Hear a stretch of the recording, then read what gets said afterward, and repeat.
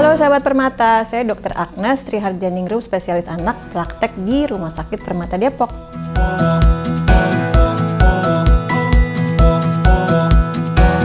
Betul, mengenai pertumbuhan dan perkembangan sebetulnya dipengaruhi oleh banyak faktor ya.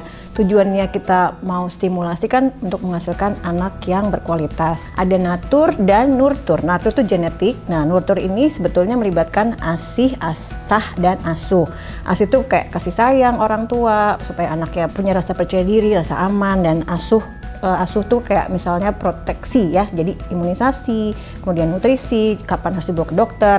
Nah, kemudian yang asah, nah ini yang stimulasi, dan stimulasi itu harus dengan responsif. Itu yang bisa menyebabkan perbedaan yang bermakna ketika kita menstimulasi pertumbuhan dan perkembangan si kecil.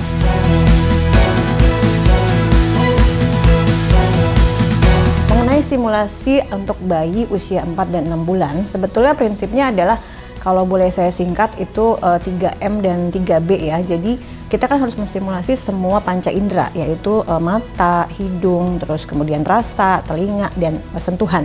Nah, itu bisa dengan 3M, 3B. 3M itu maksudnya membacakan buku, kemudian menyanyi, mendongeng. 3B itu bisa dengan bicara, kemudian bermain, dan juga berikan contoh. Nah, gampangnya seperti itu, tapi intinya nggak usah dibuat susah gitu. Stimulasi itu sebetulnya nggak perlu yang susah-susah dan nggak perlu mencari waktu khusus, tapi dalam sehari-hari aja. Kayak misalnya dalam keseharian, misalnya si bayi itu sedang kita ajak ke dapur gitu ya, terus ada wortel di situ. Nah, kita bisa langsung ngomong, "Dek, ini wortel, warnanya merah." Terus kalau misalnya rasa nih, cium baunya, oh dia nggak ada baunya gitu. Atau ada suara, misalnya suara ayam berkokok, "Dek, itu ayam lagi berkokok," gitu. Jadi benar-benar kita deskripsikan sesuatu dari kelima tadi gitu. Jadi gimana suaranya, gimana warnanya untuk mata, gimana rasanya, gimana baunya. Nah, prinsipnya itu untuk stimulasi. Jadi kita nggak usah cari yang susah-susah gitu. Dan intinya orang tuanya harus talkative dan juga ekspresif. Jadi kalau kayak membacakan buku, dia harus dengan intonasi, dengan ekspresi, karena anak belajar dari situ.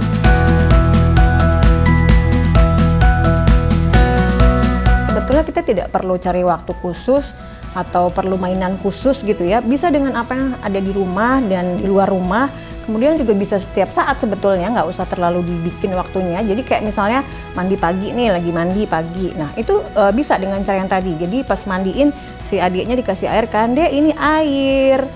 Ini lihat rasanya dingin." Terus kemudian air warnanya bening gitu. Jadi semua panca indera kita latih.